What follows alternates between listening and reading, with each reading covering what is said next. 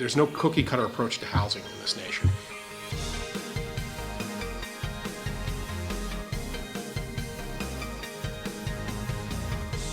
Hello, and welcome to a special episode of Housing Insiders, the podcast for founders, builders, lenders, and regulators, and anyone who believes that everyone should be well housed. I'm Jeremy Potter. As you might be able to tell, I don't have my typical co-host, my partner in crime, Jonathan Lawless, with me today.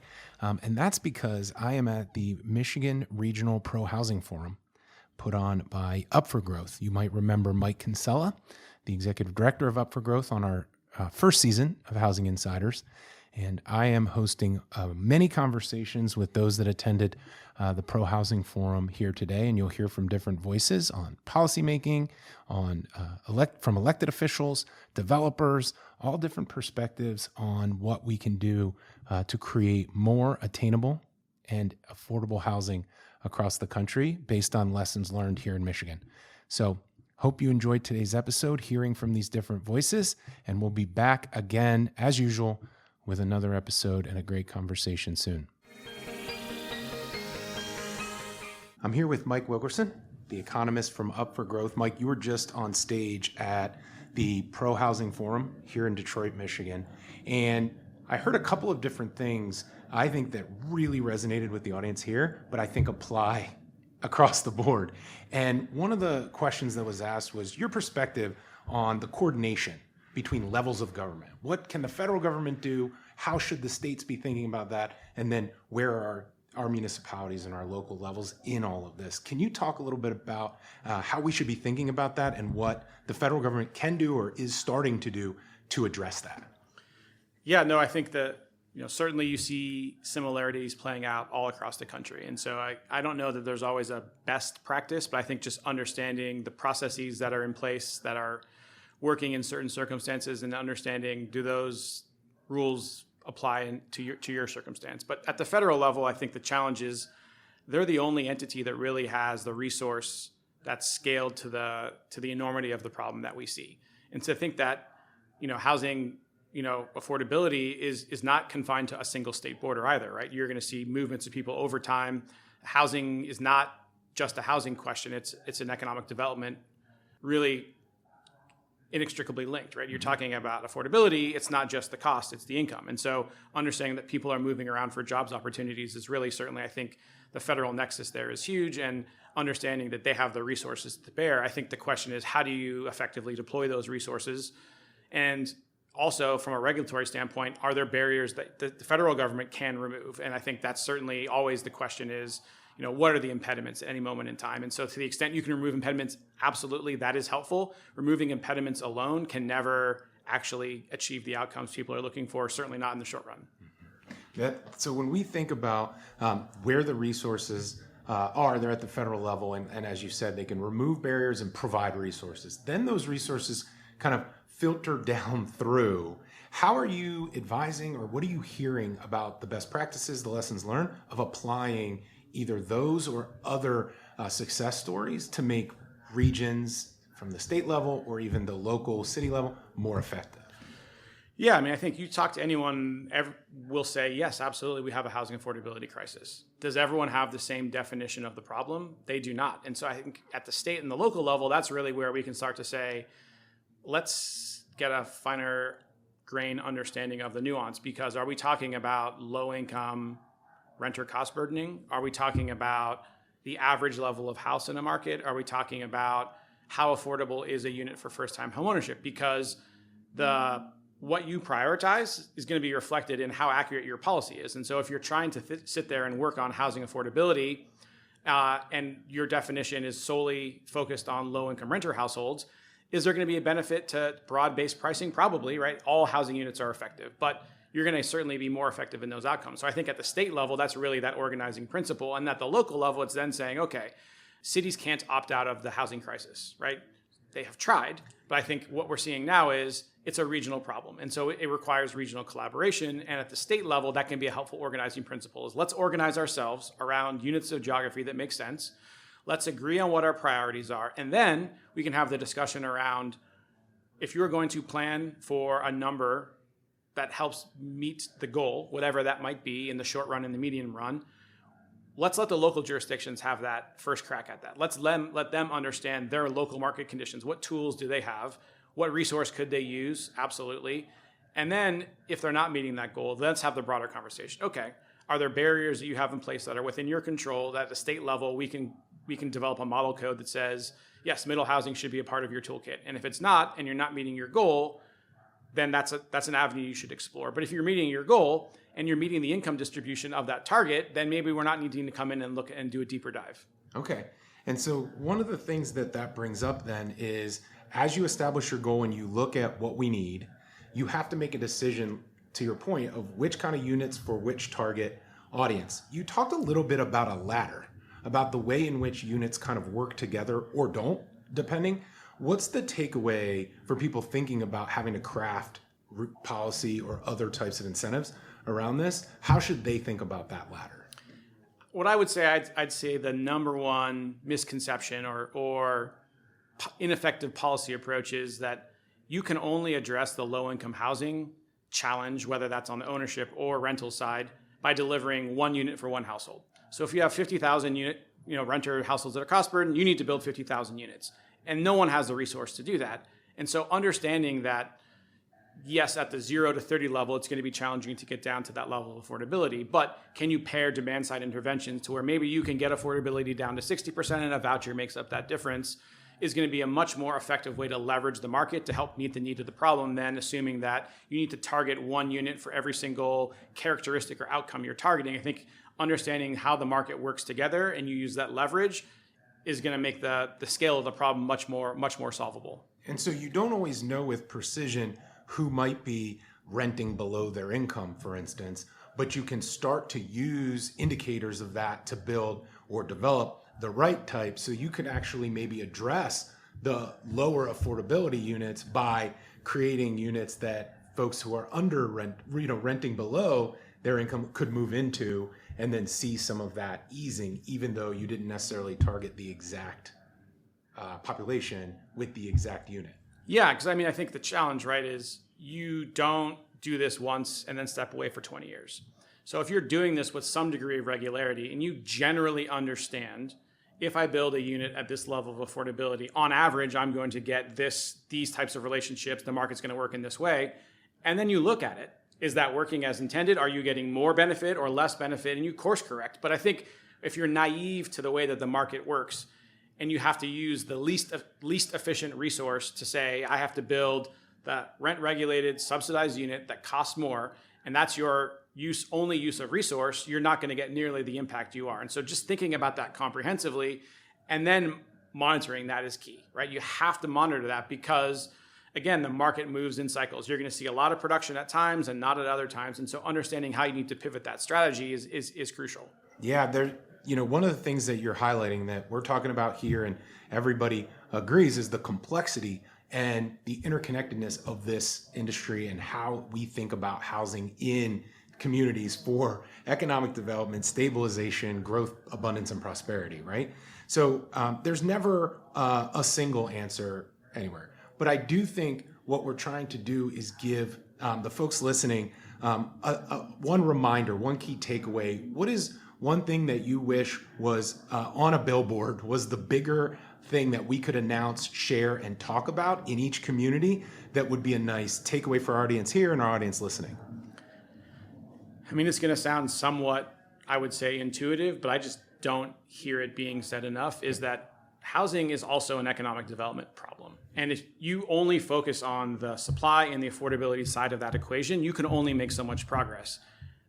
Putting resource to the other side of the equation to create family wage jobs, to look at, can we incubate growth in our communities, is also a part of the answer. And so when you spend 90% of your time thinking about one side of the coin, you might get more advantage, certainly in the short run, by putting resource to the other side of the equation. And I would say that's what I see, and maybe now you're realizing that the housing market alone can't be the answer if you're only tackling it from one side of the equation. Well, thank you, Mike. We really appreciate it. We'll have you back for a longer conversation, but in the meantime, really appreciate it. Yeah, my pleasure. David Williams, thank you for joining us. David is the director of Real Estate Impact and Partnerships for Lafayette Square Institute, which I'll definitely ask you about, and a board member of Up for Growth. And it's really excited to have you here today. Can you tell us a little bit about your work and some of the things you're focused on? Yeah, absolutely. So Lafayette Square Institute, we're a nonprofit organization that's basically focused on developing public policies that kind of more effectively leverage private capital in the capital markets to create economic opportunity. And one of our issue areas is housing supply and affordable housing. So we're kind of very active developing policies that we think can kind of really divert more private capital in ways that can support, innovative housing models that can increase affordability for folks in the communities that we care about. Yeah, right on. When I hear that, I hear let's do, let the public officials, the public resources and funding and infrastructure do what it does best, and let's let private markets do what they do best. Mm-hmm. And so it also feels a little bit like that has been a hard goal to get to. There's been just such kind of back and forth ebbs and flows of what's private, what's public, where do these resources go, who's getting them. Can you give us a sense of your feeling of like, where are we today on that back and forth? Yeah, no, that's a really good question. And I think, this is very central to what Up for Growth has been doing for a long time now, right? I think kind of really highlighting, one, just the need for more housing and showing that, there's really a space for nonprofits, for-profits, big and small developers, and kind of figuring out ways to really kind of collaborate with the public sector, both to kind of bring down the barriers to creating new housing, but also thinking about, what are new types of resources and tools that the public sector can bring to the table that can help empower and scale the work that kind of really thoughtful operators and developers are working on today. So I think we're in an interesting space right now where I think there's kind of real understanding that public and private has to work together more effectively because there's just such an urgent need for more housing. Yeah. I'm going to ask you this. It's a little bit of a softball, but hear me out. All we ever hear about is how hard it is, how many obstacles and barriers there are. Of course, now we've elevated housing, thankfully, to the federal level to say there is a crisis. This is a national crisis. So in all of that, the question is are you seeing things that make you hopeful? What are the positive trends, or what did you hear that you're saying, actually, this is what I've been waiting to hear? Yeah, no, that's a great question. And so I am pretty hopeful. So, we do a lot of policy work. We're in DC very often. And I think one thing that I'm seeing is that, this is not just a problem in New York or California, right? Affordable housing supply is not just an issue in the high cost markets.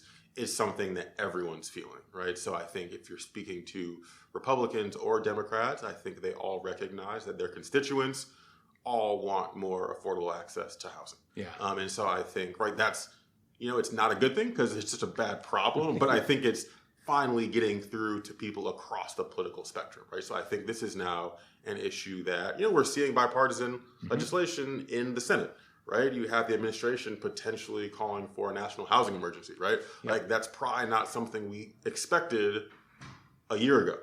Right. So I think there's really interesting momentum in the space right now. And I think there's, again, a recognition that this is a real problem that we all need to be working towards. And I think there's more openness to innovative solutions as well. Yeah. One of the things that brings up is this idea, the other kind of back and forth we hear about all the time at a local level are YIMBYs versus NIMBYs and who wants to build where and how. And it gets all hung up in those types of things.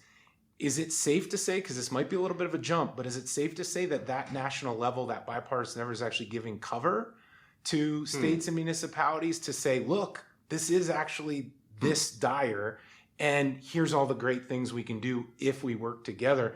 Again, that might be too hopeful, but is that actually how it's going to be used, or probably not? That's a good question, right? I do think that the conversation has changed, right? Okay. I think there's just a recognition that we need more housing, right? And that's not always going to be deeply affordable housing. It's not going to kind of only look like maybe certain models that I think were kind of assumed to be what you think about when you think about kind of government-supported housing. I think there's a recognition that we have to deal with things like zoning, right? Of course, we have to be thoughtful around, planning and making sure that housing is developed in a responsible way. But I think the conversation has shifted in a way where we just need more housing. Yeah. And I think we need to do what we need to do to kind of create the coalitions, to create the community support for housing in rural areas, in urban areas, in suburban areas, right? So I think, it's interesting. I'm not sure if the political conversation gives cover, but I think just the conversation's shifted enough where the need is just so apparent that I hope it kind of pushes conversation at the local level forward. Yeah, in more all effective ways. hands on deck Yeah, at this all point. hands on deck. Oh, so the last question, just thinking ahead a few months, 6, 12 months even, is there any milestone, any goal, or anything that we should be on the lookout for that says, okay, this is really important, we're moving in the right direction, either for you and your work or just all of us in the pro-housing space? What should we be thinking about or looking out for? Yeah. No, so there's been a lot of momentum recently, right? I think we talked today about in the reconciliation package, right? Expansions of the low-income housing tax credit program, I think, is a huge win for the affordable housing industry. We saw the Senate Banking Committee had their housing markup and kind of some really interesting proposals that they're pushing forward that, again, are getting real bipartisan support. So we at Lafayette Square Institute, we have a federal proposal that we're working on that would basically create kind of a new credit facility that would provide low-cost capital to operators and developers who are investing in affordable housing. And we think that, right, this is hopefully can build on the momentum that we've already seen, right? So I think hopefully we see, again, we saw LIHTC is being expanded. I think hopefully if we can see this markup in the bipartisan bill in the Senate move forward, and hopefully, kind of like other additional projects, initiatives like ours kind of continue to be introduced and also can, eventually get passed and hopefully kind of lead towards more housing production. Absolutely. David, thank you for joining us and continued success with your work. My pleasure. Thanks so much. Jared, it's really excited to have you here at the Up for Growth Michigan Regional Pro Housing Forum. You're the keynote speaker opening up today. And so I just wanted to ask you a little bit about your perspective, watching housing get built and developed in Detroit. What's that experience? What are some of the lessons learned? And what are you looking at over the coming months when you think about what housing in downtown Detroit looks like? I'm going to give you a trite answer, which is the lesson that we embody is if you build it, they will come. So, if you're not from Detroit, you may have old impressions about Detroit. Detroit, New York Times, USA Today, Travel and Leisure have all recently named Detroit top 50 place to visit. We have about 1,400 housing units that we've developed in recent years, and they're about 94% occupied. The beautiful Book Tower, historic rehab, 227 units, brought that building back to life, full. There absolutely is demand for housing here.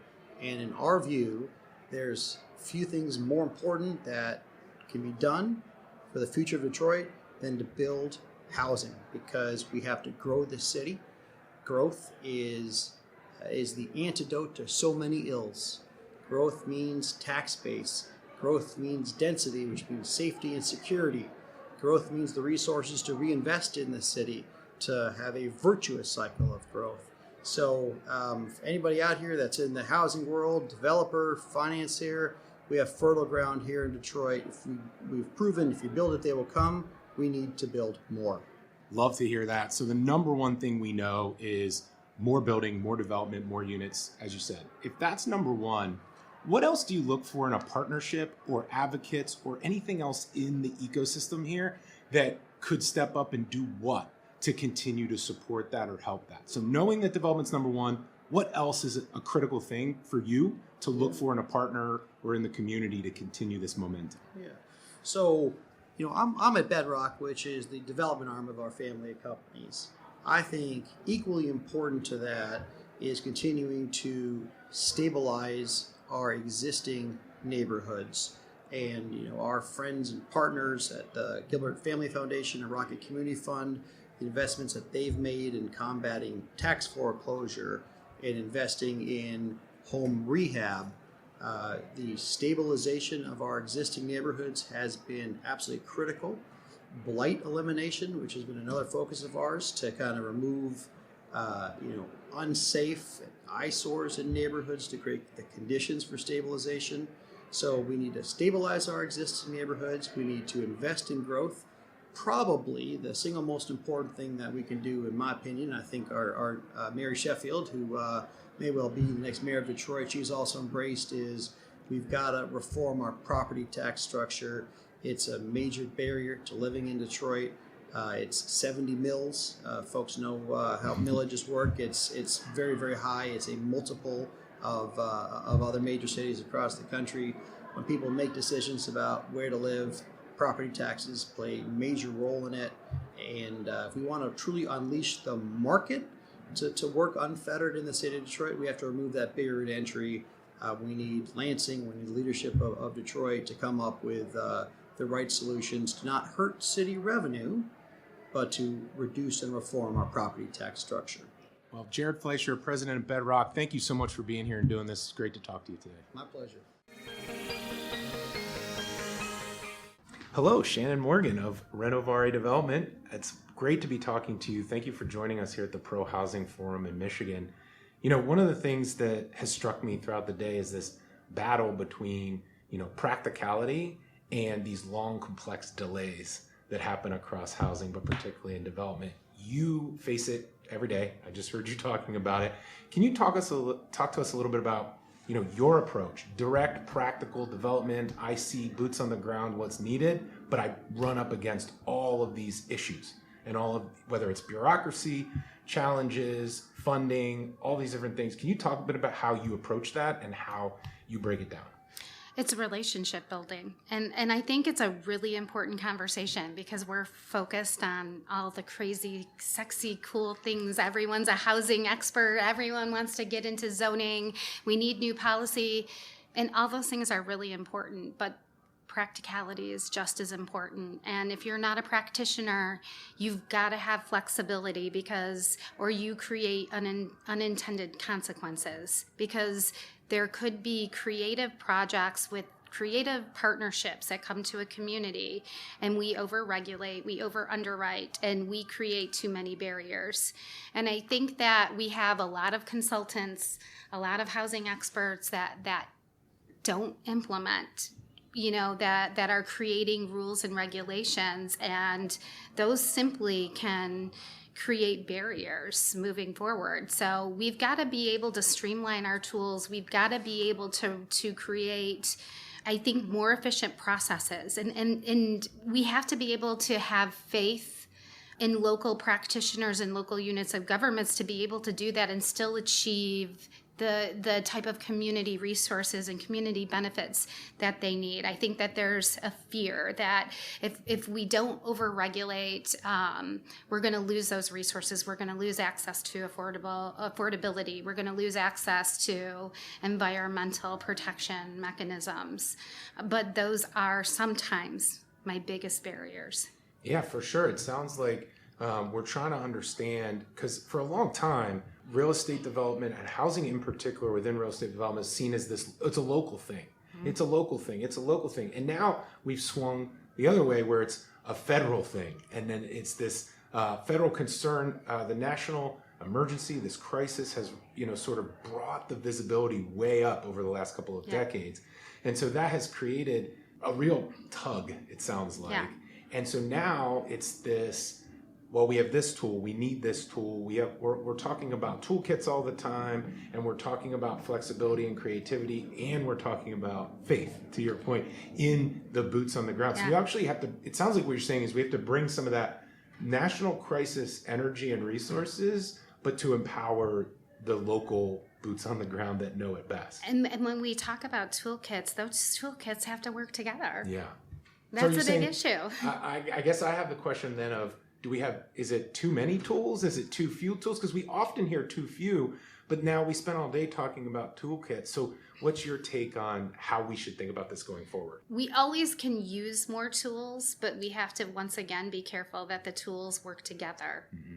Because I think, the reality is I see a lot of cities that want it all. And, they want extreme affordability. They want environmental protections. They want, zoning reform. They want all of those things. And trying to put them all together is just going to decrease your access to housing stock. And that's the reality, because at the end of the day, we have to get these projects financed.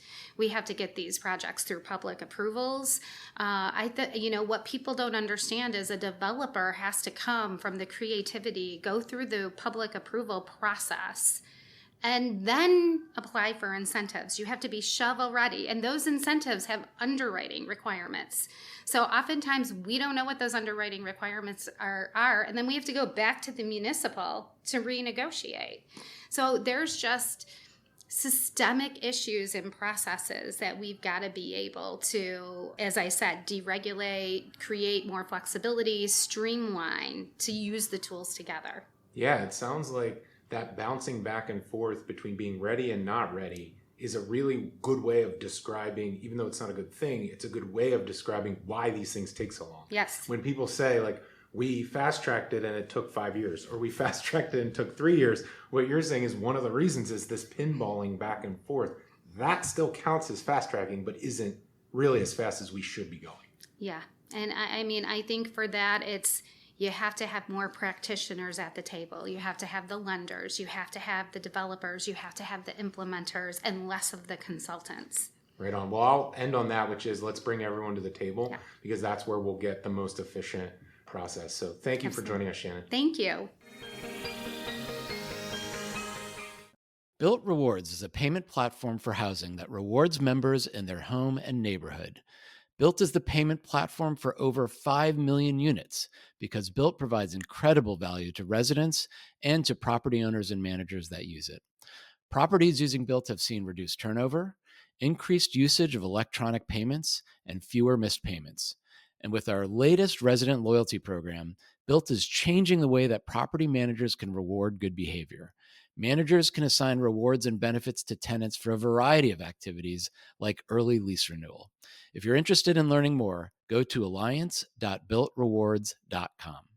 Deputy Mayor Khalfani Stephens of Pontiac, Michigan, thank you for joining us. I'm really excited to talk to you at Up for Growth's Pro Housing Forum. And we're talking a lot about the complexity of housing. We want to know about the tools. We want to know about your approach. But before that, I thought maybe you could just tell our audience a little bit about Pontiac, Michigan. Absolutely. Thanks, Jeremy, for having me here. Pontiac, Michigan is the county seat of Oakland County, a very affluent county in Michigan. We're about 30 miles north of Detroit, been here a couple hundred years.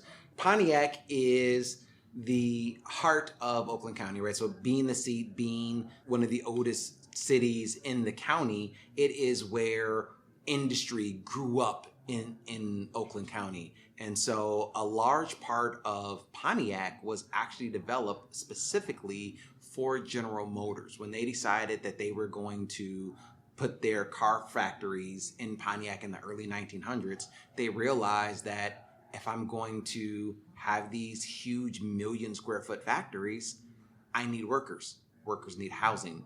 And at that time, attaining a house was not a simple thing, right? You couldn't just go to the bank and get a loan and build a house. So General Motors actually formed a corporation, the Modern Housing Corporation, to build houses for workers. And we still have one of those neighborhoods. It's a historic neighborhood. It's called the GM Modern Housing Corp. And you can see in that neighborhood, worker house, worker house, worker house, slightly larger house because it's for a foreman. Oh, interesting. So what does having that be the base or the history of a lot of the housing stock or housing supply, what does that mean today? How does that affect how you look at working with developers or thinking about serving the housing needs in Pontiac? What that means is that a large portion of the housing that we have in Pontiac is just of an older stock. So, of course, like I said, Pontiac's founded in the 1800s, and so we do still have a very, very few Queen Anne's left. But mostly, you fast forward to the early 1900s, General Motors builds properties, and then during that time, you have certain industry barons that also build properties and build neighborhoods, and those become the neighborhoods that have longevity. Those become the neighborhoods that have prestige and cachet. And, growing up in Pontiac, if you grew up in one of those neighborhoods, ooh, you were fancy, right? Right. Even though they were the older houses, they were the houses that had the history and the character. Come the war, and then all of the housing that was built after World War II, you have those houses that were smaller. They were tract homes, and they were what we now today would call a starter home, right? And then fast forward again, and then nothing happens for a very, very long time. So like the 1950s, and then there's like no real housing development in Pontiac. A little bit here, a little bit there, and then you get to the 1980s, and one of our mayors is like, look, we need more suburban development because all the properties that I'm talking about to this point are standard city lots, 40 by 140. One of the ritzier neighborhoods, they're like 80 by 140, but for the most part, they're small, dense, urban lots. And so a mayor says, look, we need some suburban sized lots if we are going to have more people choose to stay in the city. This wasn't about attracting people. This was keeping people, because one of the things that we forget about housing is that it is a choice, right? And so we talked about those starter homes, right? So I got the starter home. It has 2 bedrooms. I've got 4 kids. I need something bigger. If it's not in the city of Pontiac, I'm moving across the border to Auburn Hills. I'm moving across the border to Waterford, whatever. Mm-hmm. So he went on this campaign to get larger suburban size lots. And so now we have neighborhoods that have large suburban size lots. We have apartment buildings, because we've always had apartment buildings, but now we have that true mix. But to the heart of your question is, how does having a large part of the base be 1920s age stock, or, and I'm also going to add in 1950s age stock? How does that affect what happens with Pontiac? I mean, it's huge. The first is, again, most of these are on 40 by 140 lots, and some of them are even on 30 by 140 lots or 30 by 120 lots. And what that means is they are no longer technically buildable. So when those houses get to a point of disrepair, we have to go through a special process to get a new house built there, right? We need zoning exemptions. So they need a special exemption permit to be able to build there. But we actually built into our zoning regulations, like, okay, if you are building on a non-conforming lot and you are building a home that would have been similar to the house that was there originally, we built in the mechanism to allow those to go through automatically. Mm-hmm. So that leads me to then the next question, because you're mentioning like we have to think about these tools both kind of reactively and proactively at the same time. And I've heard you talk about trying to think through, well, I have this tool from the state, I have this tool that's more in my control. Can you talk a little bit about how you approach that toolkit? What are some of the key tools you've been using, and how do you think that looks going forward? Yeah, thank you. That's actually a great question. So let's start off with the tools that are, I want to say, proverbially outside of my control, right? We have our state partners, and we have our state partners, our county partners, and our federal partners. So at the federal level, I talked about the idea that home ownership is not really that easily attainable. And so you have Fannie Mae, Freddie Mac, different down payment assistance programs. So this is, of course, talking about home ownership ability. But the federal government is huge in that. As I told you before we got started, I'm a history major, and one of the things that I think people don't really understand is the history of home ownership, probably in the world, but definitely in America. America is what I know. And until the federal government decided that it was going to subsidize loans and subsidize home ownership, we didn't have lots of home ownership. Like, it was people rented. You had industry barons who built towns and built houses, and they rented these things. But that's not what we're here to talk about. But so anyway, we've got that tool that makes it even possible for people to even consider being a home owner. That's right. And then also from the federal government, we have great programs that help with rental programs. When we talk about attainable housing, workforce housing, whatever word you want to put on it, I call it income subsidized housing. Because ultimately, that's what we're talking about. We're saying, hey, you make an income that we have deemed is worthy of saying, in order for you to live in decent housing, you need some help. You need some rent control. And so the federal government has programs that do that. One of them I love, because what it does is instead of the community having to do a huge tax incentive or tax break, the federal government actually pays the taxes on that rental property so that the city still has the ability to provide the services that would come. So now we come down to our state level. The state, we're in Michigan. State of Michigan has some great programs through MISTA, the Michigan State Housing Development Authority. And generally what MISTA does is, again, they make home ownership affordable, but they really make renting affordable. So they provide less than market rate loans for individuals who are building apartment complexes, who are building multifamily rentals. Now, their requirement is income subsidization, right? You can't get MSHDA money and then go rent at market rates. You have to rent at below market rates. What MSHDA is starting to do is allow mixed income in these buildings. So, hey, we'll give you this loan and this portion of the building has to be restricted income, and then you have these other units that can be market rate. And why that is so important is you can't just think about housing in a bubble. You have to think about what's going around it. And the reality of the situation is that people are animals of convenience. Mm-hmm. And so we're only going to want to go so far to get to our grocery store, to get to our dry cleaner, to get to our whatever.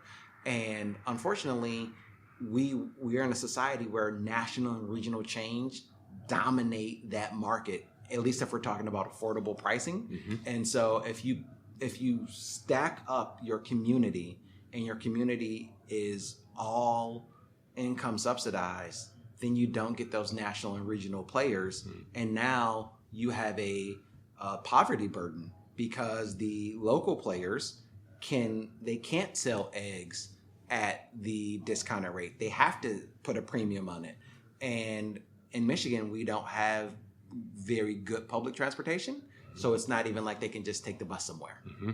Yeah, no, it speaks to the complexity of housing as this foundation for all of these other things that affect your constituents that you have to think about. So as you kind of look across the toolkit we mentioned, yes, and the challenge, obviously, that you have, what does the outlook look like for you? As you think about what's next, all these things are shifting in real time. This is such a long, complex process. What's the next either milestone, or what are you looking ahead to say, I want to see some of these things happening in order to know that my community is on the right track? Yeah, that's great. So what's next is actually what we're doing right now in the city of Pontiac, and that is working with our planning department to say we have a master plan, and understanding that the master plan is a tool. It is a right now, today, if I could snap my fingers and fill the board with everything, this is what I would fill it with. But understanding that is right now, today, if everything is under my control. Tomorrow, when the developer comes and says, I've got this thing that fits inside of your board, but I need to put it on the blue peg instead of the green peg where you told me to put it, having our planning department really say, okay, well, wait a minute. Why is the blue peg blue and why is the green peg green? And are there things about this development that make sense for us to allow those colors to swap? Mm-hmm. And doing more of that and thinking not about the arbitrary, you can only have single family here, you can only have more than 2-story housing here, you can only have a commercial building here, and thinking about why we did that, thinking about the road access and is it causing more congestion, or thinking about just use and having quiet use of your property. When we put all of those things together, we find it so much easier to say, you know what? We can put that multi-story building right next to the single-family neighborhood. We just have to put a row of oak trees in between it. We can allow this duplex to be built in the single-family neighborhood because 80 years ago when this neighborhood was built, we can see evidence that this street, in the time of nostalgia that people think back to, actually had 7 duplexes on it. That's right. It's like the flexibility that you're talking about, looking across the whole strategy, thanks to the plan, but then also being willing to communicate that to the community and say, this is why we're doing this. There's history here, like you've mentioned, which I think is critically important, but then also using that history to inform like the flexibility that you can then bring thanks to the partnerships and those plans. Yeah, absolutely. And then, when we're looking at our local tools, right? So we have the ability to do tax abatements, and just making sure that when we put these tax abatements in and filling the gap for the developer, that we are doing it with a purpose. We're not just doing it to mark a box and say, I provided income subsidized housing. I provided new housing in the neighborhood. We're doing it with a long-term growth strategy saying, hey, what kind of housing are we missing? We don't have enough rental units. We don't have enough units at 2 bedrooms. We don't have enough units that are smaller because some people, even though they have the money to live in a 4-bedroom palace, that's not what they choose. We have to remember that at the end of the day, housing is a need, but it's also a choice that people make. And if we want to retain citizens, if we want to retain residents, we have to give them choices across the spectrum. Well, Deputy Mayor Khalfani Stephens, thank you so much for being with us. Continued success on that vision for Pontiac. Thank you. Thank you so much, Jeremy. I'm talking to Mark Vanderpool, the city manager of Sterling Heights, Michigan. Mark, really appreciate you being here and talking the pro-housing agenda for Michigan. One of the things that keeps coming up is the size, the scale, the complexity of the challenge. And a lot of what you were describing was how you think about the toolkit, where you get your tools, how you leverage them. Can you talk a little bit about approaching that from your role in Sterling Heights, Michigan? Sure, Jeremy, I'd love to. First, let me just kind of set the stage of what's going on in Sterling Heights, if that will help some. But we're a community of 134,000. We're growing, and our housing demand is significant across all spectrums of housing. Single-family housing, multifamily housing, low to moderate income housing, attainable workforce housing. You know, the demand is significant, and cities have to play a role in accommodating growth and really championing that type of housing. It's very complex, and it takes a long time to get done. It takes a lot of partners and stakeholders to move these through. We've been laser focused on housing in Sterling Heights because it's really part of our prosperity plan. Communities that don't have housing plans and aren't preparing for growth are communities that are likely not going to prosper long term. So we all have a vested interest in this in Michigan. We have a housing crisis in Michigan, really across the country, but certainly in Michigan. And that trickles down to communities like Sterling Heights, just about every community in the state. So we're working really hard on all the state programs. I'll give you an example of the one that we're celebrating tomorrow.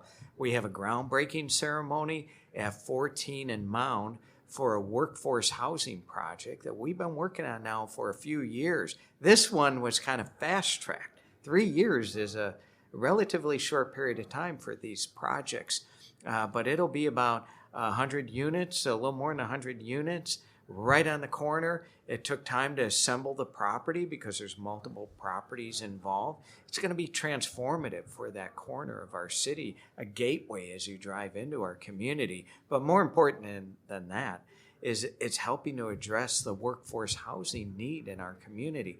We have 75,000 jobs in Sterling Heights, and people want to live in the area. They want to live close to their job. They don't want to commute an hour and a half. And if they can live on that corridor where all these jobs are in workforce housing that's affordable, that's win-win. Absolutely. I mean, we heard from Mike Wilkerson from Up for Growth and other speakers say just how critical 100 units for that missing middle can be. And then adding the fact that you not only get those new units, then you get the flexibility of other movement around that additional housing stock, kind of along that ladder. So talk a little bit about that fast track, because it can be so complex and it can be so hard to do these projects. How did you think about partnership? How do you now think about collaboration and partnership moving forward as well? Well, I think the key is education. First, it's really important that our key stakeholders, our mayor, our city council, our administration, our planning commission, are fully on board and aligned with the need. And really, what is the objective with housing? And we all have to be aligned with this. We have to have a good housing plan. We can't shoot from the hip on this. And we've been pretty good about that in Sterling Heights. We've been working on these long-range plans, visioning plans, our housing plan for years. So that helps set the stage. And then it's a little easier to partner with developers and others, including our state and federal partners, on all these projects. Well, most of them, we have to work with Eagle and FEMA and MISTA, and in some cases, the federal government through our community Development Block Grant Program. So there's so many people involved, especially when you talk about low to moderate, attainable, and workforce housing. Market rate housing, little easier to satisfy just based on demand, and there's ample developers that are willing to satisfy that demand. You have to have good flexible zoning to accommodate some of that. You have to work hand in hand with the community, residents and businesses alike, make sure these developments are fit in with the surrounding community and so on. So it's very complex. But 3 years, we're proud of the one we're celebrating on Monday. We wish we could do them all that quick. We wish we could do them in a year, but it's just complicated. It is. I mean, that's what we're hearing, is that one of the things that this campaign to kind of bring housing, as you said, to more of a economic development engine will actually elevate it to where some of those federal agencies that you mentioned, as well as the state and the municipalities, can actually work together to kind of address this. Is there anything from an outlook perspective that you would say is going to continue to push that pro-growth, pro-housing approach in Sterling Heights over the next few years? Well, certainly in our city, we're laser focused on it. So I'm very comfortable and confident that we're going to continue to see the successes we've had in housing. But we have to keep working with groups like the Michigan Municipal League to make sure that statewide our efforts are aligned, and to make sure that we don't get any state legislation that really kind of sidetracks us and causes a problem, kind of through a cookie cutter type approach. So we're a little bit concerned about that, but we feel confident we have a plan to partner with our state and federal agencies to ensure that that we don't get any sort of legislation that really derails these good efforts going on across the state. A lot of communities are really focused on housing and doing great work. It's not just Sterling Heights, but we're proud to be part of it as well. But we have a number of projects in the pipeline. That's what I'm really excited about. It takes a long time, but we've been working on it a long time, years and years. So for the next 5-10 years, I feel confident that our housing progress will continue, and that includes single-family homes. Another partner I failed to mention is the school districts. Mm-hmm. We have to work hand in hand with the school districts as well, and for obvious reasons, we need to know, what's their projections with school enrollment. What do they see in terms of housing challenges and opportunities? And in addition, we need to know as a city, where are they consolidating? Where's school property going to be available in the next few years? Because those are properties that are ripe for development as well, especially in a city that's fully built out like Sterling Heights. That's true. I mean, we talk about housing being one of those foundational keys to economic prosperity. As you said, one of the best magnets for housing is schools. So absolutely.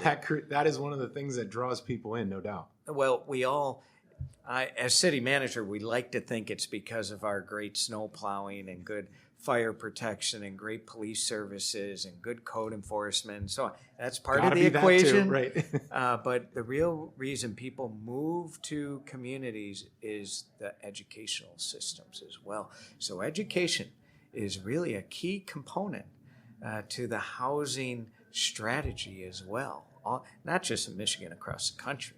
Well, thank you for giving us the perspective. We really appreciate your time, Mark. Thanks for being here. Okay, thank you, Jeremy. We're talking to Mayor Andy Schor of Lansing, Michigan. Thank you for being here talking about pro-housing in Michigan.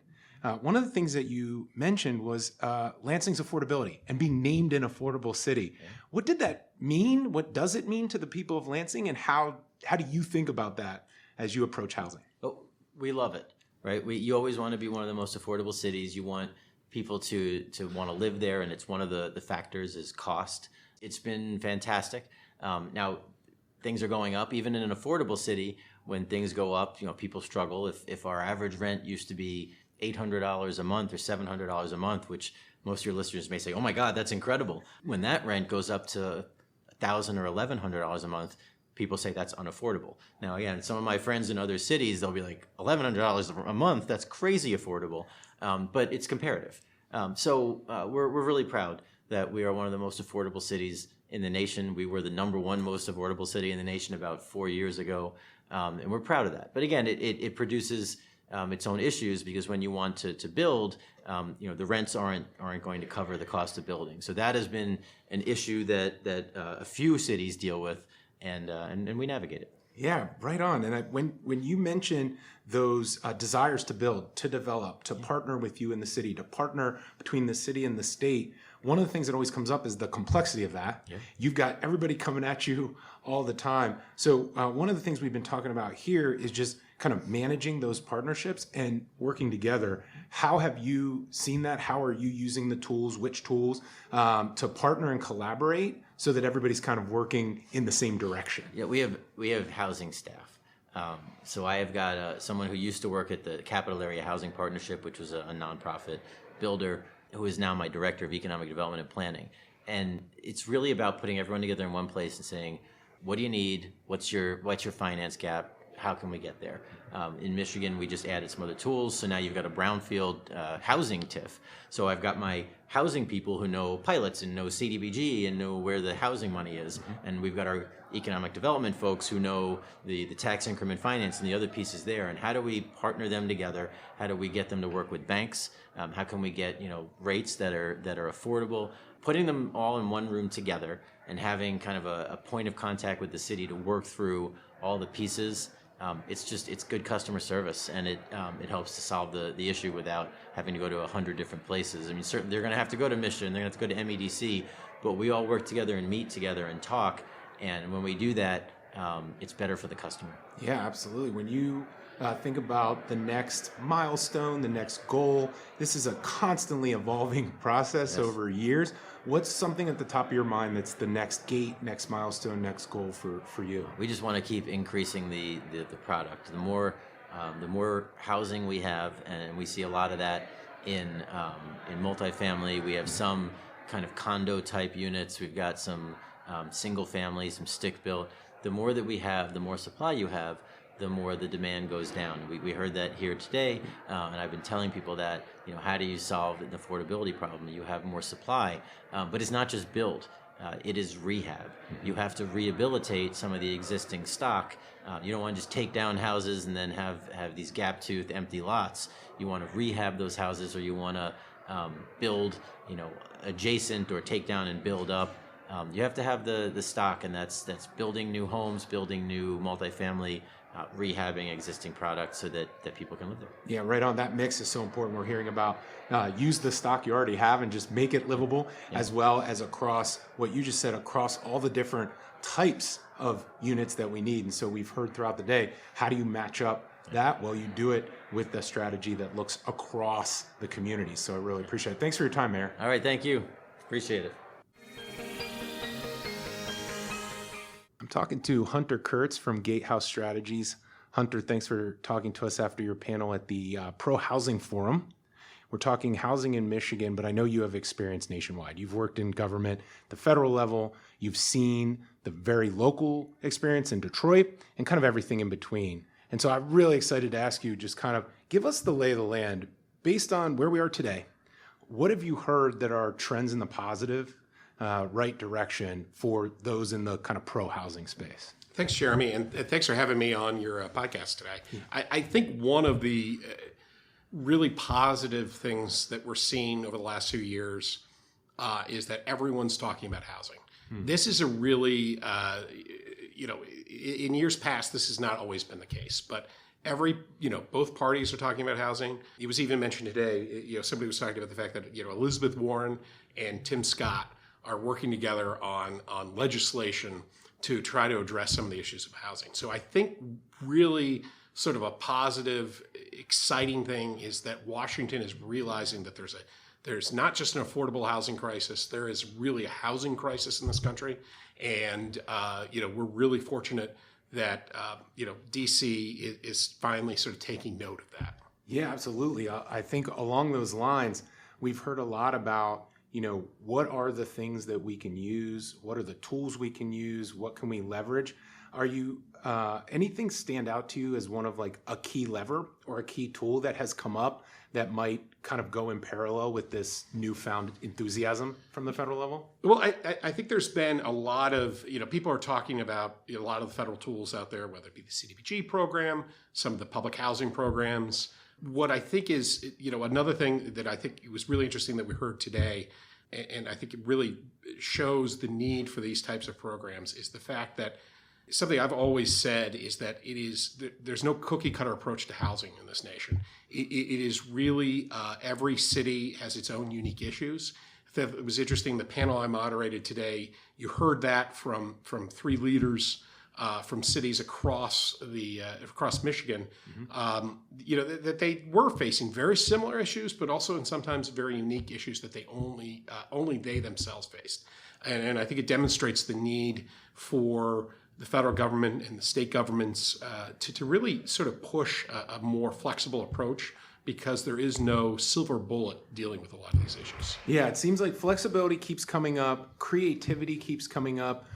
It's almost like you need this kind of national resources and infrastructure, but that can be applied locally. And so that type of conversation, those types of flexibilities feel pretty innovative, all things considered, in the housing continuum. What is something, a couple of things that you're looking at that remain kind of the next immediate challenges that we need to take on as we think about the next, call it, 12 to 18 months of housing policy? Well, I think the big thing is obviously we need a budget here. Whether it be continuing resolution or an actual budget out of DC. People were mentioning today, we need to know as practitioners what level we can use the tools that we have. But at the same time, I hate to go back to what I just said, but I think it's so important. We need to continue to look at ways to allow flexibility for developers, for local governments, and that flexibility is at every level. Earlier we were talking about the federal and state flexibility, but also local flexibility. Mm-hmm. Looking at their zoning requirements, looking at their, whether it be historic commission or other groups that are involved in making, play an important role, but sometimes slow down and hinder the process of building not just affordable housing, but really housing generally. Yeah, right on. I mean, we hear all the time the back and forth between NIMBY and YIMBY and no, everybody's got good points. Nobody has good points in this thing. And what we're really coming down to is we're starting to get consensus on, okay, there's a problem. Now, is it my problem in my backyard or a problem in someone's backyard? And that's a shift. That's an important shift. Is there anything that, the pro-housing audience, let's say, could be thinking about to make these arguments or strategies kind of more flexible, or actually what I should say, maybe more practical as they deal with these things in their communities? I do think a lot of it, you need to look at your local level, look at pro-housing zoning requirements, whether they are, if you have a certain percentage of affordable, you can skip steps that you might otherwise have to go through. Working with your local governments to try to encourage steps and processes to be consolidated and in many ways, shortened so that we can build housing faster. Building housing is not the only solution to this. There's a lot of things we got to think about. We in the affordable housing industry, we really got to think about how we're positively graduating people out of a lot of these programs and how we can encourage that. And I want to stress positively graduating people out of the programs. But we've got to look. When I said that there's not just one program that's going to fix our housing issues, there's really, especially as it comes to affordable housing, there's not just one path. We have to look at a variety of paths, building ways to help people and find ways to encourage people to have a higher income that they can graduate out of these programs.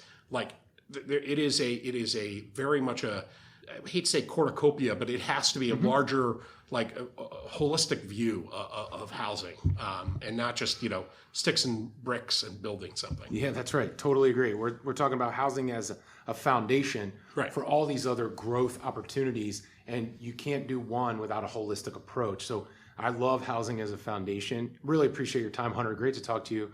People will be looking you up for those innovative, creative solutions for sure. And I hope to have you back, talk more about it. Absolutely. Thank you, Jeremy. Thanks. John LoPorto from Airbnb, thank you for joining us. Thank you. I'd love to hear a little bit about your role, federal housing policy at Airbnb, and then we can kind of jump into what you're seeing and how we can kind of further the agenda of a pro-housing forum like today? Yeah, absolutely. I am an Airbnb policy manager for the Great Lakes and Smoky Mountain region.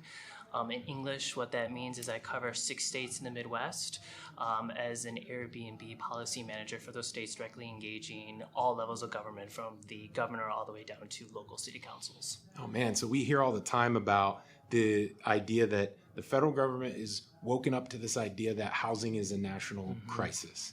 And now it's also what can happen at these different levels. And we hear all the time about that regional level, the state and the local level. So you're looking at it, here are my regions, here's what I can do. What kind of tools, what kind of approaches, strategies are you hearing, thinking about? What's getting you excited about your areas here, understanding that these regions are different everywhere? Yeah. But what are some of the things you're using? What are some of the things you're thinking about? Yeah, I think, housing is not just a Michigan issue. It's not just a Detroit issue. It's not just a U.S. issue, right? It is a global issue right now, probably one of the defining issues of our time. And what we are trying to do at Airbnb is be a proactive, pragmatic partner with local levels, units of government to show hey, we're here to try to come to solutions together. So here in Michigan, for example, I'm going to hopefully be working with members of the legislature to run a bill that would allow local units of government to collect short-term rental tax dollars that they can then put towards affordable housing or put towards their general fund. And we think that is part of the solution as well. We also launched in 2024 our Housing Council, which Up for Growth was a founding member of as well. And I'm proud to say in the last year, we've invested over $100 million in communities across this country to find affordable housing solutions. Okay, so that's taking short-term rentals and thinking about it less as something that local jurisdictions have to deal with and something that's now at the table incorporated into solutions and strategies. Is that kind of what I'm hearing? Yeah, I think oftentimes Airbnb is used as the term Kleenex for short-term rentals, right? There's a bunch of different short-term rental companies, and I'll admit we are the biggest and biased the best. But we want to be part of the solution and be at the table with policymakers. We don't want to be adversarial. We want to actually work with them to come to solutions. And I think using short-term rental tax dollars may be part of it. Is it going to solve the affordable housing crisis? Absolutely not. But it's part of the puzzle. Yeah, and it kind of comes back to this really tough challenge, or at least one that I've had, which is, housing is really holistic in many ways. It's holistic because it's a continuum that we're hearing about more and more as we talk pro-housing and affordable housing, attainable housing solutions. Everything from shelter all the way through luxury and second and vacation homes, right? And everything in between. So it has this challenge of being a continuum. And then it also has this challenge of being, a federal problem, a state problem, and a local problem. Yeah. So it sounds like, getting at the table and hearing from communities, hearing from legislatures. Also, these homes, short-term rental homes, often owned by other people who live nearby, live in the community. So how should we think about collaboration and partnership when we hear all the different things going on deep and wide at these different events? How do you think about it, and what's your recommendation usually when we're sitting down in community or with elected officials? Yeah, I think the number one message I would give to elected officials is we want to be part of the conversation. We want to be part of the solution, and whatever that might be. My tax idea is just part of the puzzle, like I mentioned. I would also like to let policy officials know that most of our hosts only own one listing. It might be their vacation home. They might be renting out their own home when they are out of town. So we're not this corpulent monolith that is coming in and buying up properties left and right. We are really a platform that allows small businesses to provide accommodations to travelers. Yeah, so many people use that one story from their own experience. So I guess I'll fall into that trap right now. But one of my really good friends is an entrepreneur in Traverse City, Michigan, and she does exactly what you're talking about. When she's traveling for work as somebody who consults and convenes and does a lot of other work in her space, she actually puts her house up to help support her lifestyle as an entrepreneur in her industry. And so that might be a great example. It's not even somebody else's house. It's just when I'm on the road for work, it helps me out a lot. So there's a lot of different uses and a lot of scenarios, just like there are across the housing spectrum as well. One of the things I want to end with is just, You mentioned a couple of the takeaways. I want to be at the table. We're here to help, and these other things. Is there anything you're looking at as the next kind of either milestone, goal? How do you look ahead and know we're on the right track? Yes, I'm going to go back to our short-term rental tax bill. Please. We're hoping to get it introduced in the next couple of weeks, and we have a very ambitious timeline to get it signed by the governor by January. Which you're laughing, I'm laughing. We'll see what happens. That. Right, exactly. I'm laughing because that's it. That's an ambitious timeline, but like you said, why not? Yeah. Why not? So I love that, and I would love to work with locals too to figure out, look, we're about to give you, I'm making this number up, $500,000. How then can this money be used most effectively in your community? Should it go towards affordable housing? Should it go to public safety? Should it go to infrastructure? And let's work together to figure that out. Right on. John, thank you. We'll keep an eye on that bill for sure, and I know we'll stay in touch and talk more about these issues as they come up. But thanks for joining us. Awesome. Thank you. And that does it for today's episode of Housing Insiders, live from the Michigan Regional Pro Housing Forum. Thank you to Up for Growth for sponsoring, putting together this event in downtown Detroit so that we could talk about everyone who needs to be around the table, furthering pro-housing causes from innovation to infrastructure to finance and new partnership ideas. It is complicated, but when we all use the momentum that we have to push this forward, we know everyone can be well housed. Thank you for listening, and we'll see you again next week with another episode of Housing Insiders. And thank you, as always, to Keenan Chen for the music.